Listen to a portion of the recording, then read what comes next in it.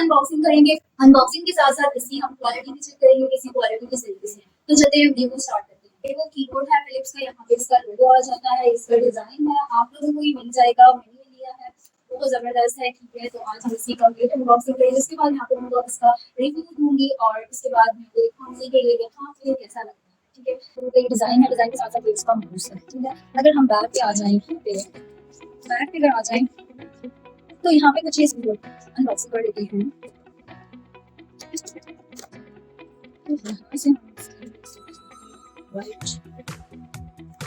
अच्छा सा कलर लगा हुआ है,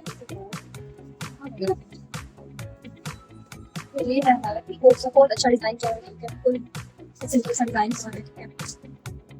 और ये इसकी बहुत खूबसूरत सा माउस है, इसमें लगा